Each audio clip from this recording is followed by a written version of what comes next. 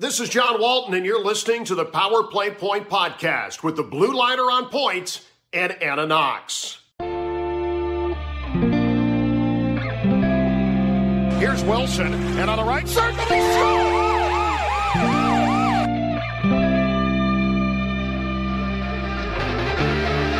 Rebound loose, wild scramble in front, score! Ovechkin with a buzzer beater! It'll count! And a hat trick tonight, number 21,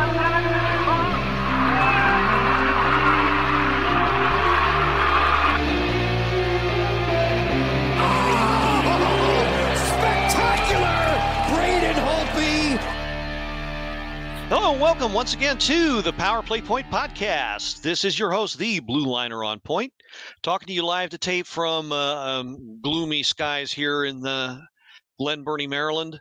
And it was another nice full week of Caps hockey. We'll definitely get to that. Joining me as always, once again, is the one and only Mermaid live herself from Centerville, Virginia in the Commonwealth. It is Anna Knox. Anna? Yeah. Happy Sunday, gal. Yeah, I don't know about happy, but it is Sunday. Yeah, it's all right. It's all right. Like it was gorgeous yesterday, a little overcast today, but I think we have hit the peak of the beautiful foliage in this area, which is always fantastic. And then, of course, I'm watching the Niners play right now. So. Yeah. Well, I mean, at least there's that. It's an up and down week for all of us, I think, on the ice and in life. But you don't come here to hear about our troubles, although they're few or many or however. You come here to listen to us talk about Caps hockey, so let's just go ahead and get right into it. But before we do, I just want to throw out something as far as an admin. A lot of you may already know I've actually been invited by a group who's formed a webpage called the Maryland Sports Blog. It's led by a guy by the name of Brad Radsky. I hope I'm saying his name right. And he's invited me to be basically a Caps correspondent. I'm not the only one who contributes, of course, but I've agreed to contribute the game recaps as often as I can. I'm not going to be doing that maybe every game, but as many games as I can. All goes back to some wise words some friends of mine gave me a while ago to put myself out there and gain some exposure. So I will speak on behalf of friends and friends of the show, listeners and everything. That way to go, Gil. Golf clap all around, thumb finger wave, whatever you want to call it. Good job. It's awesome. Well, thank you very much. I'm glad that you, for one, are glad that I'm exposing myself. Yeah, this exposure should be, how can I put it? I don't know. I have to think about that. Take your time. I'll think of something creative and come back. Well, yes, exposing yourself is always a good thing. I would think so. And since everyone here listening is, accustomed to our style of presentation, we do nothing but present the naked truth as far as how we feel. So that's very true. Yes, and this way, it's almost like you're supporting my commando ways. So I'm all on board. Absolutely. Of course, the recaps, are going to be, in all seriousness, going to be a little bit more different, style than the podcast. A little more professional. Yes, if that's one way of putting it. Just kind of the Joe Friday approach, just the facts, ma'am. Whereas here we're kind of more free to say what we feel. But it's just the recaps are going to be a lot more factual, straightforward, forthright. And how that's married. You. What's that? Like the perfect blog for you. Yeah, and actually, when this all started, this actually all started as a blog. I intended to do a podcast, but I was advised that the best way to start that would be to start with a written blog. So yeah, I'm kind of going back to my roots as far as that goes, and all kind of rolls into the podcast. And that we're going to be trying a little something new for the listeners out there. Are we both going to be exposing ourselves? Affects the podcast. It won't affect the frequency. It might affect the content though, because well, you might have noticed that our shows tend to run about an hour or so. So I'm making a concerted effort to try and cut that down, because I think the content, I've been taking a hard look at things. I think the content really needs to be more focused. We're really trying to hook more Caps fans, and perhaps maybe more hockey fans in general, maybe not fans of the Caps, but maybe more hockey fans, and really grow the podcast. Last year was a big year for us, but I want us to get even bigger. We crossed the 250 mark as far as the number of followers on our Facebook page, and I want to grow even bigger. So I think, making the podcast a little bit more user friendly, a little bit more accessible, a little bit more hands-on, a little more wieldly. An hour just might be a little bit too much for somebody starting out. So we're going to try and compact things a bit, put more quality, and less quantity as far as time. So we're going to try and keep things to around 45 minutes. So we're going to condense the recap. So if you really want more in-depth recaps, I highly suggest, not to toot my own horn again, but I highly suggest the Maryland. It's www.marylandsportsblog, all spelled out, .com, and it's the capital section. And I'm going to try and do the game recaps as much as I can. I can't promise it'll be every game, and I've already informed Brad of that. He's a very cool guy, very understanding.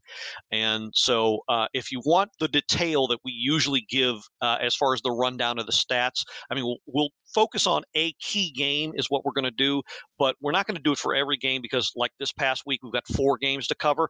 There's just not going to be enough time. And we value, the Mermaid and I, and everybody who takes part, we all value of course, our own time and your time, because we love it that you make us a part of your work week, or downtime, or in the case of friends like Eric Hayes, on the road time. But you don't really need us to drone on for an hour or more about stuff you probably already know. So we're gonna. Okay, so Gil. Yeah. Let's get into it. Okay. All right. I'm just kidding. Yeah. Well, okay. So here's already somebody that's tired of me exposing myself. So yeah, you need to, you have to do it in smaller quantities. True. Oh. Yeah. Got me. Okay, so you're right. Let's just go ahead and get into it. There were 4 games played, as I mentioned. The first one, well, when we last left you, Caps had played 2, and they were 0 for 2, sadly. But they finally got the win this past, what was it? I got to pull up the calendar. Sunday, Monday? It was Saturday. It was Saturday. The Montreal game, yep. That's right. Saturday, back home at Cap One against Montreal, against the Canadiens. It's a 3-1 win. Real good game all around, even though they fell behind. Nick Suzuki got the first goal 2 minutes in. But we got goals from Sherry, Mantha, and Oshie. Mantha, of course, with the eventual game winner. That was actually his second of the year. He scored in the opener against Boston, I believe. Water under the bridge. But Oshie got a Oshie's goal was a power play goal. He actually knotted an assist in the game. So, but the number 1 star of the game was Darcy Kemper. He walked away with 21 saves in the game. If there was any bad point of the game, it was the face-off, but it turned out to not make much difference, because the Caps really took over this game after, I would say, the midway mark of the first period. And this was their game that they finally needed. That I think after enough playing time, they finally started to figure things out and just gel. And quality performance, as I mentioned, by Darcy Kemper. deservedly the number one star in the game. Stopped a lot of high danger chances that came by early. This game could have gotten away from the Caps, but it didn't.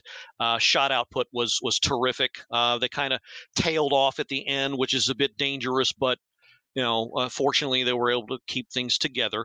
Anna, did you have a chance to watch this game? Did you notice anything about it? I did.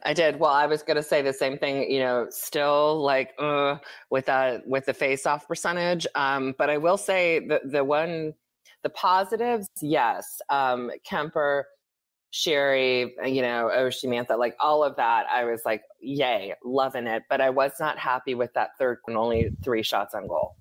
Like to me is like, I mean, I know Canadians they had 9, but still 3 is to me unacceptable. So we're, ad nauseum, I talk about chemistry, but then we also talk about 60 minutes of hockey, and we're just not quite there. So those were like my, as we call in the classroom, the grows and glows. So glows are the players that scored, the grows face off and playing 60 minutes.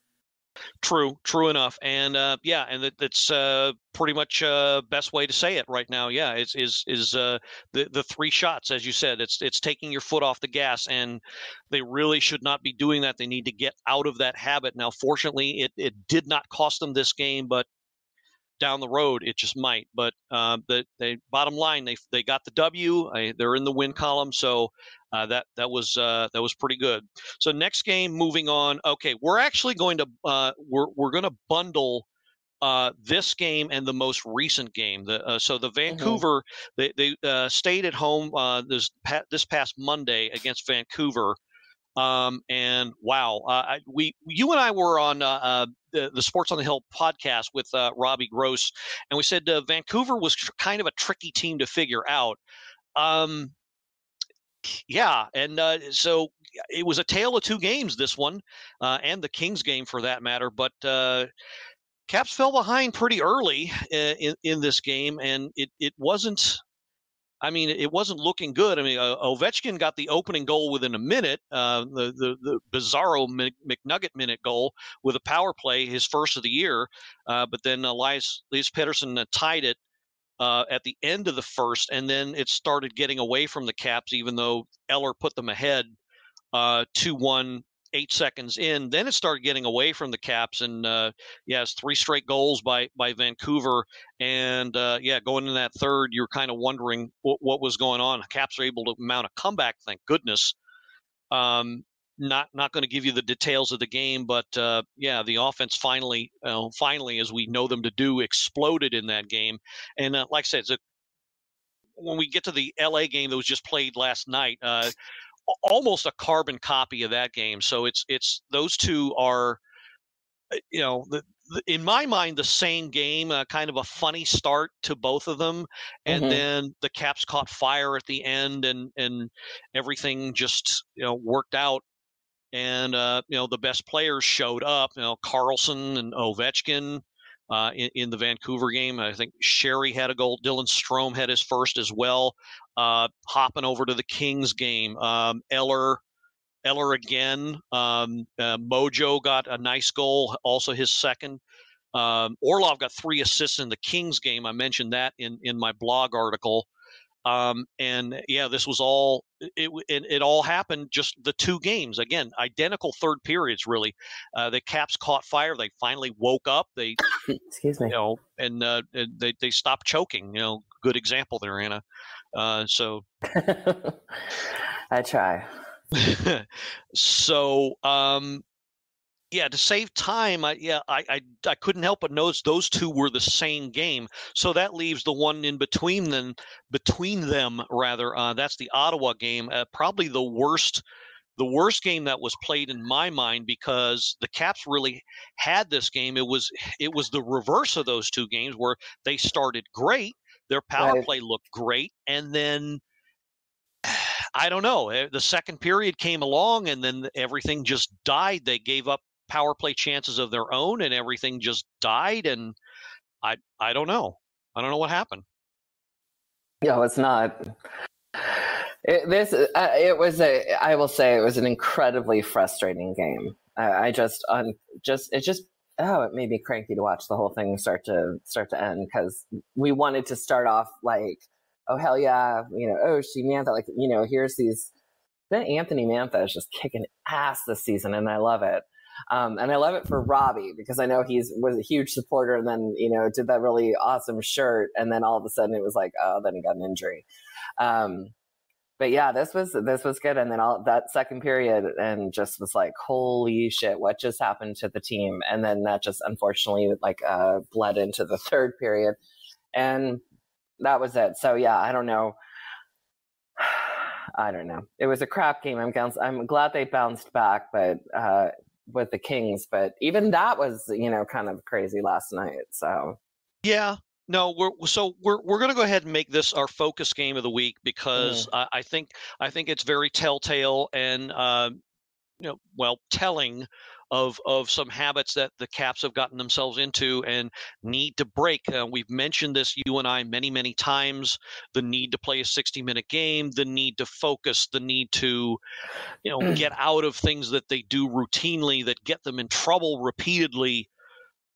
It's there's time enough early in the season to not fall into that hole. But if you keep to that and expect to win, then you're not gonna, and you're not going to get the result that you want. So let's go through the scoring summary really quick. Opening the game, as I mentioned, 2 power play chances, 10:01 in the first. TJ Oshie puts away the snapper. Marcus Johansson and John Carlson on the assist for that. 10:01 in the first power play goal. Caps actually had they actually were this recipient of back-to-back calls that resulted in a minute or so long the power play. So they actually had a 5-on-3 at the time of Oshie's goal. So when Oshie scored, they were actually still on the power play, and then Anthony Mantha capitalized 34 seconds later, put them up 2-0 while still on the power play. And so the Caps seemed to be running away with it. Ottawa's a young team, but I would not count them out. I think they're growing. They got some key additions last year. Claude Giroux, one of them.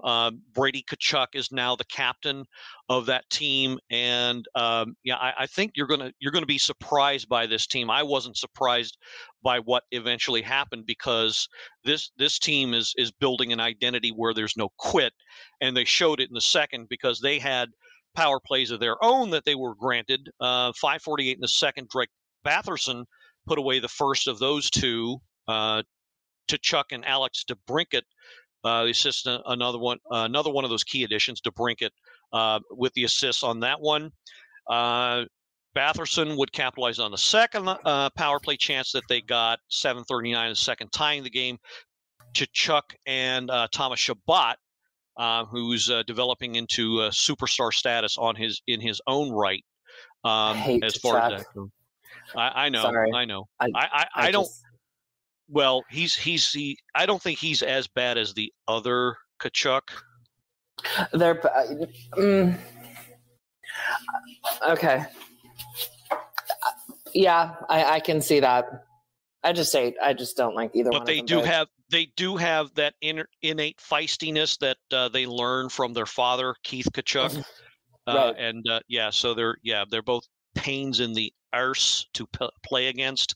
So I totally get that.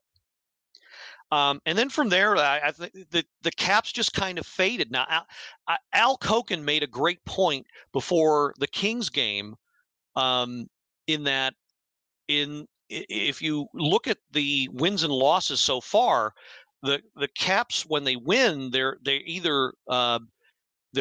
were dominant in as far as the power play production, and when they're even or behind as far as the power play production, then they lose. Well, I would say, to counter that, I would say that it's more realistic to say that the 5-on-5 play has to be a lot more consistent.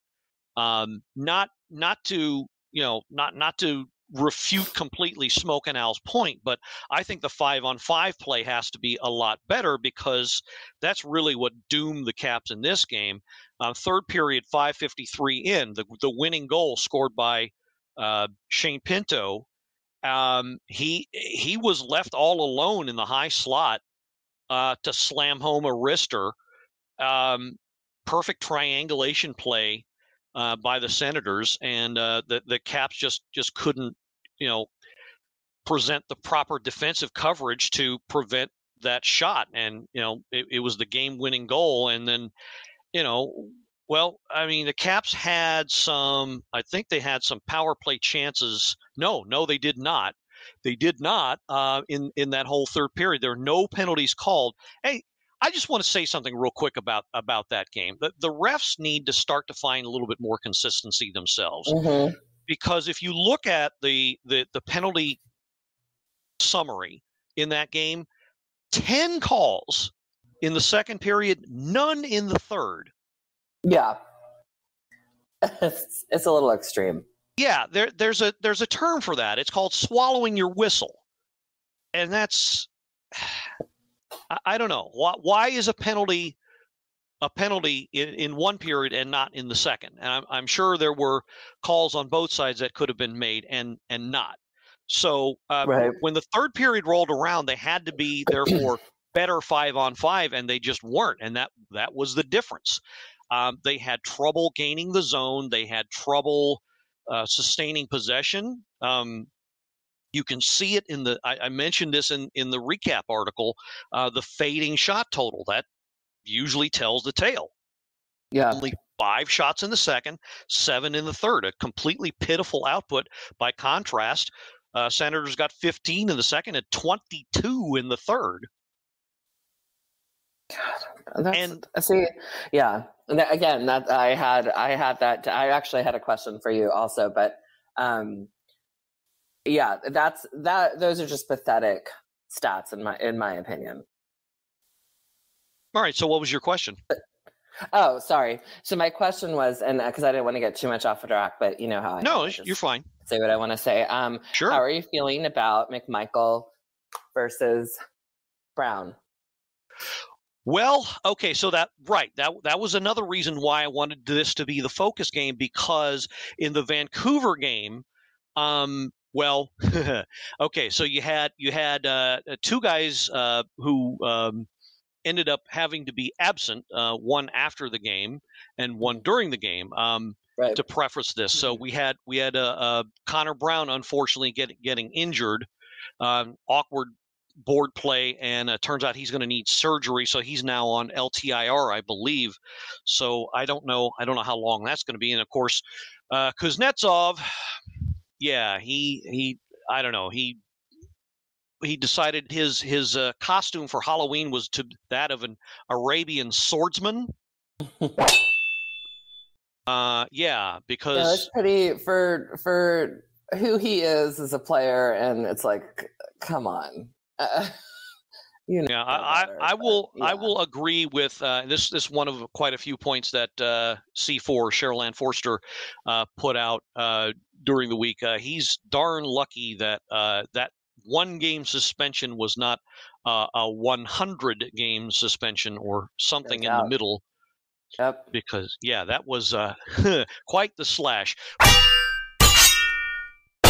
But to get to your to the answer to your question, I loved Connor Brown's compete level. I love the fact that he might not have gotten on the score sheet, as it were, but I think he did his absolute best to on the forecheck, I think, is where he thrives. I would like to have seen a bigger sample size. I'd like to see him get more of a chance, but unfortunately he's hurt now. We don't know when he's coming back.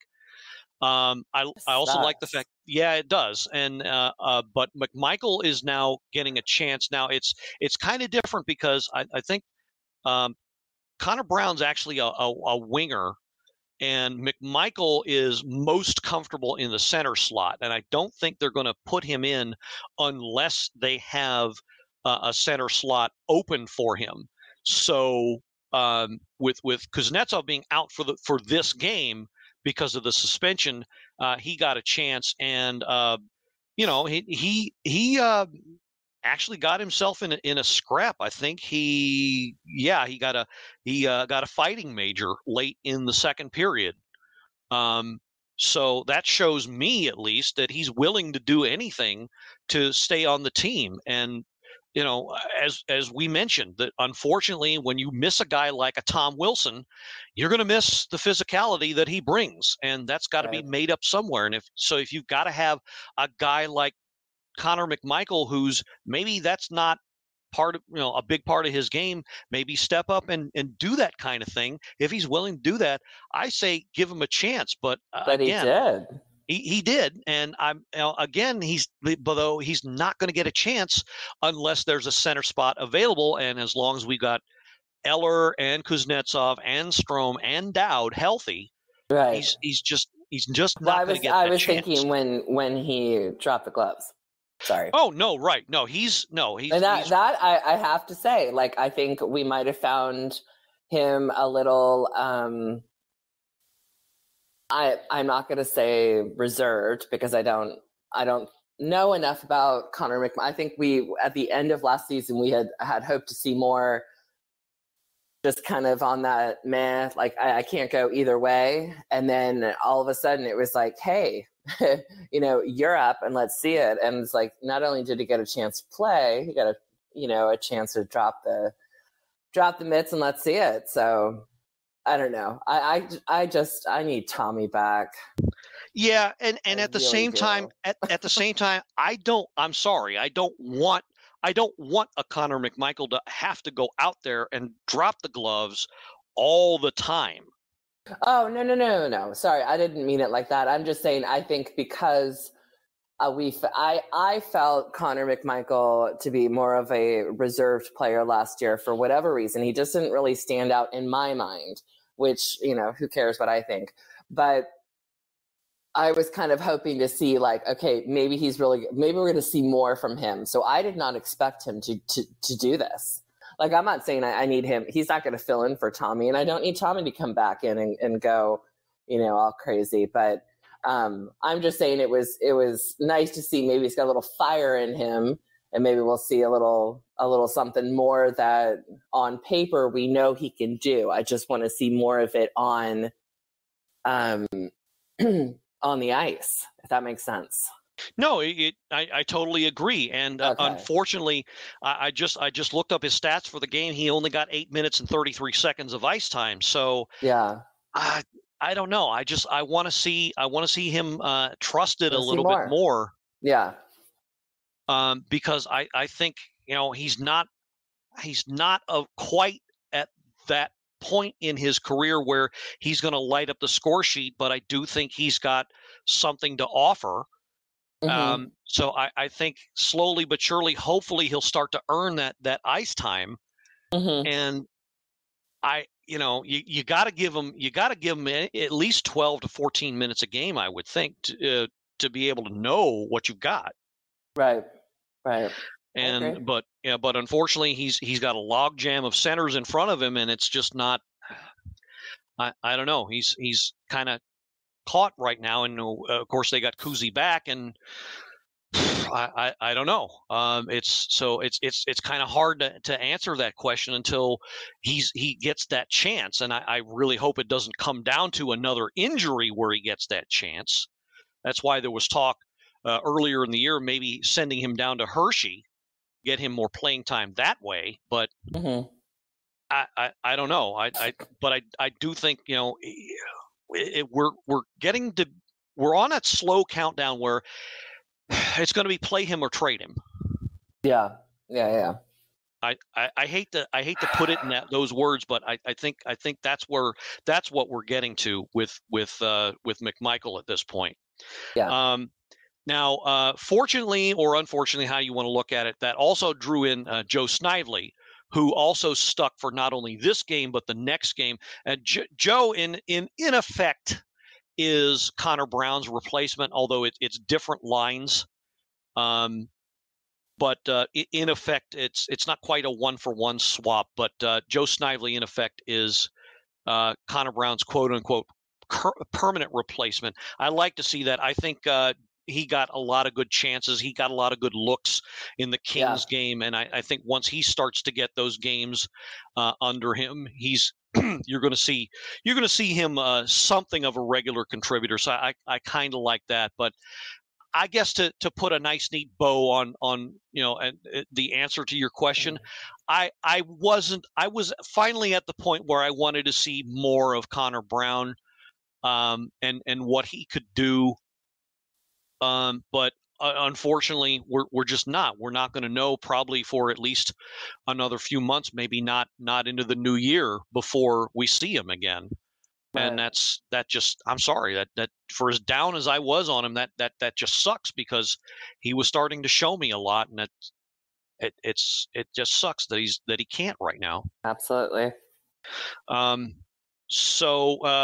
yeah, getting back to the game itself, I think, I don't want to say the Caps quit, but I mean, I'm sure you saw, if you watched the game, you saw the Caps had all kinds of trouble just getting into the zone.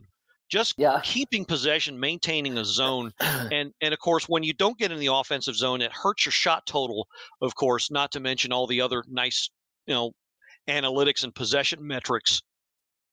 But the most telling stat when it comes to that is the shot total, and that just tailed off completely after a 12-shot start to the first, 5 and 7 for the next two. You're not even a middle of the road team like the Senators. You're not going to beat anybody like that. You're just not. And when your goalie is forced to turn away upwards of 40 plus shots, it's just too much for anybody. Right. And I don't know what happened. I can't put my finger on it, but when the third period started, it was just no bueno as far as any offense. And it wasn't that the defense couldn't keep up. Well, they couldn't in that one play, but the Senators didn't score any goals until later when the Caps emptied their net. So it wasn't a bad defensive effort. It's just one moment in time where they failed. So you can't really blame that side of it too. Right. It's just one of those games where I don't know. You have to get production on that side of the puck, and if you don't, you're dead in the water. Yeah. Well, say you didn't have an opportunity to watch the game. If I just pulled up the app or however else people look at it, I would have been like, what the hell happened to the Capitals after the first period? And just because when you have Batherson scoring twice in 2 minutes, what the hell? It's just it's those kind of frustrations that just kind of got me. And then of course, like you said, when we look on the shots on goal, it's when it's in the single digits, I do get very frustrated for the team. And we had 5 and 7, so we could have done better. And I'm glad that it changed the Kings game, but let's see it more consistent next week in the upcoming games. Yeah, I think they're learning already. Thank goodness that they need a more consistent effort. I'll say something else too. A lot has been said about the power play, and both C4 and Smoke and Al Koken kind of made the same point. This week, in that both, you know what? Let's see more than the first unit out there. And the Kings game especially, I don't think the second power play unit didn't see the ice at all. I'm sorry, that can't be. That just can't. That can't stay. I'm sorry. I love Ovechkin. That's his wheelhouse. That's his thing. Yes, I get that, but we got to start seeing the second unit roll out there and get a chance. But the point I was going to make was, even on top of that, as far as the special teams, unfortunately, I don't think the penalty kill has really been up to snuff that much either. Now, I will say also that in this game, the Ottawa game, there might have been a fatigue factor in that, they had to go out there a lot. Right. So in that sense, yes, they can kind of be excused, but they also need to start being better too, because you're supposed to kill 4 out of every 5 penalties you get, and I don't know what the overall percentage is yet this young season, but I think it's a little below that. So, the penalty kill deserves some share of the blame here too, because they need to start getting better. Because if they don't, that's 1 or 2 goals a game you shouldn't be giving up. And I might be a bit. We'll get to this in a little bit when we wrap up the recaps, but after that is. But I think a lot of fans are already too down on Kemper already. Yes, he's had a few gaffes. Yes, he's had a few shots already that maybe he should have had and probably want back. But I think overall he's done a good job. I'm not saying that blindly to support management, but I think for the contract we got him on, and the service he's expected to provide, I think he's doing a pretty good job so far. Right, and I'll admit, I texted you last night and asked how come he was in. I was, for some reason, I had it in my head that it was a back-to-back. But you're right. And I do think that if you go back and watch highlight reels, apparently I'm having a difficult time talking today. There were, I would say, more difficult goals for him to stop than there were ones that were like, he should have had that, kind of thing. So I'll give, I'm going to give him credit. I actually really am pulling for him this year. I like him. I just, for some reason, had it in my head that he wasn't going to be playing for some reason last night against the Kings, but I'm glad he did. Yeah. So, right. So the intent is to get him probably about 60% of the game. So maybe 50. So he'll probably see 55, 60 starts. If he starts more than 50, 60 games, I'll be very surprised. Right. And you probably want to go on the low end of that. So that's the plan. He's going to be the bona fide starter, and I think they're confident in Chucky Lindgren that he's going to be the fill-in for at a minimum 25 to 35 games. So that is the plan. Now things can change. Games can go to hell. There's injuries and whatnot, but that's the plan as far as the goalie. But as we mentioned before, finally, I think that question long term has been answered. But again, I'm not gonna say that Kemper has not lived up to his end of things. I'm gonna say he's one of a few that I'm pretty high on. Dylan Strome being the other. I like what they've delivered so far. So I'm pretty pleased as far as that goes. Caps are 3-3 now. I want to quickly address some of the negativity that I'm seeing. Certain Facebook rooms are known for that. I'm not going to say who you are. You know who you are. Certain fans are known for that. I'm not going to say who you are. You know who you are. But I'm starting to notice some of the diehards out there are starting to give up and thinking that after a 6-game sample they've resigned themselves to seeing the Caps miss the playoffs. It's been 6 games, people. Right. Yes, they've only won half of them. Yes, they're still trying to find their identity, but it's still too early to give up on this team. It just is. For me, it's not even worth discussing. It's the same thing I said last week. Oh, I know, but I wanted. Annoying. It's disappointing in some people that better. Come on. But it's starting to piss me off, to be honest. Yeah. And look, speaking of which, I also want to say something. Yes, we've been down on older guys like Marcus Johansson and Eller. Yes. As we just mentioned, they did have something to contribute these past few games. And we always give credit where credit is due. The problem, I won't speak for Anna, but the problem I have, or had or have, in a sense, is that, well, we just mentioned him.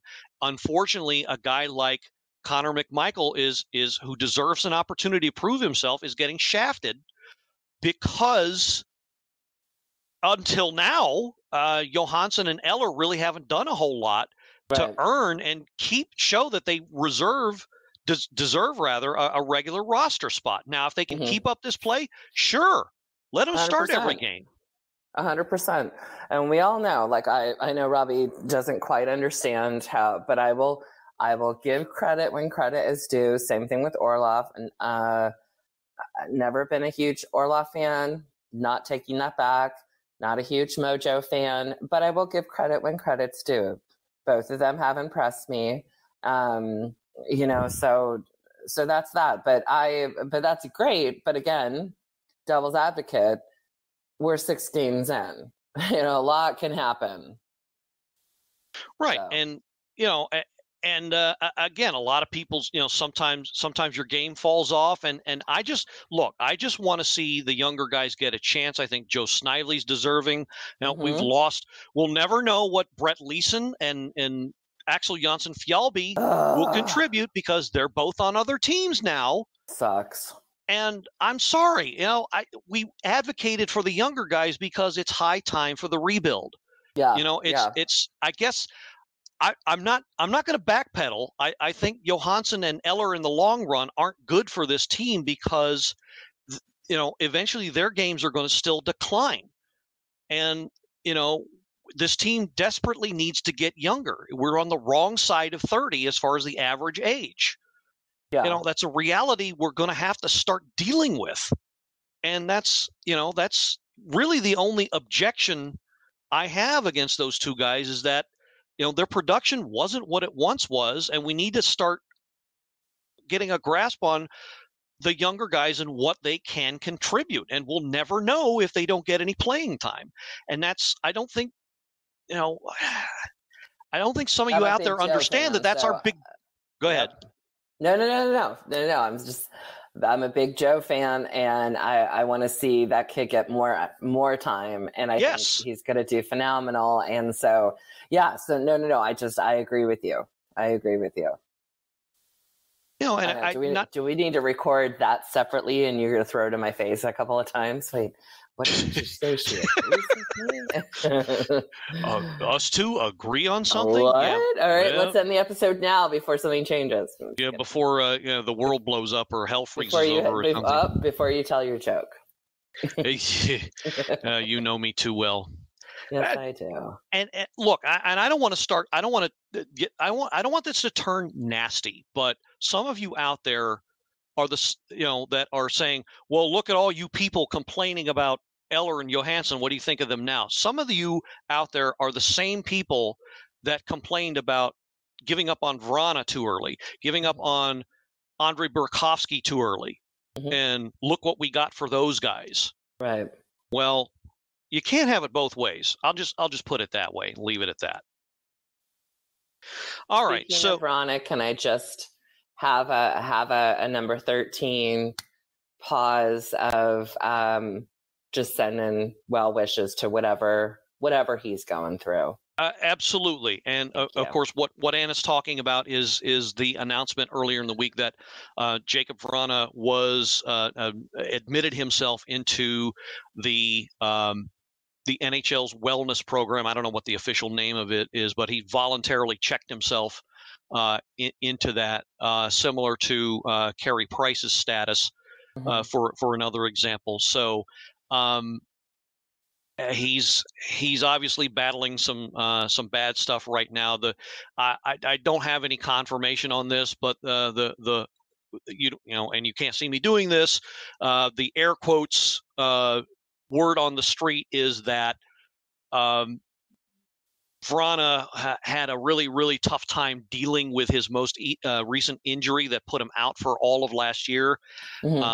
So I don't want to cast aspersions, but the word on the street, as it were, was that he had either an adverse reaction to painkillers or became addicted to them, or some sort of substance problem, perhaps. Right.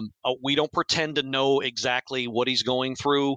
No. And of course, we wish him very, very well. That's why we're giving this time, because he has done a lot for the team. So whatever it is he is going through, hopefully he'll come out of it much, much better and be able to get back onto the ice and resume his career. So we wish him nothing but the best. Okay, so I just want to go through the quick previews of coming attractions. Caps will finish the month on the road. Jersey on Monday. Then that Thursday, the 27th, against Dallas, 8:30 puck drop. Nashville is who's on Saturday, and then Halloween night, very scary, against the Hurricanes, 7 p.m. puck drop at PNC Arena. There, that ends. Are you gonna be the count this year? I will count all the goals that they score against the pitiful Hurricanes. Yes. That's why I'm not on, but okay. That's one insult from the mermaid. Yes. Yeah, okay. That's 2 for 1. Quick programming note. Yes, you will not be hearing the mermaid that evening, or for that recording next week, because she has duties as a Halloweenie, or Halloween duties. Potato, yeah. Yes. That too. That too. Yeah. Just a little, adult swim Halloween celebration. Let's put it that way. In my neighborhood. You'll have to tell us all about it. Oh, I will. PG rated, of course. Of course. Is there any other way? Oh, no, there is no other way. Okay, so we will have an as yet to be announced fill-in for the Mermaid, co-hosting next week, and then week after that be regular. So as regular as can be, anyway. All right, so that's all we have for this week. So we're going to wrap it up. So for the Mermaid, Anna Knox, this is the Blue Liner on Point signing off. And speaking of mermaids, Anna, how is it that mermaids talk to each other? I don't know. On their shell phones. Oh, but yeah. Hallelujah, and let's go Caps. Go Caps. This has been another episode of the Power Play Point podcast. All episodes are available from Apple Podcasts, the Podbean app, blueliner77.podbean.com, and now available from Stitcher. Music by Joe McAllister, voiceover by Jeffrey Conkle.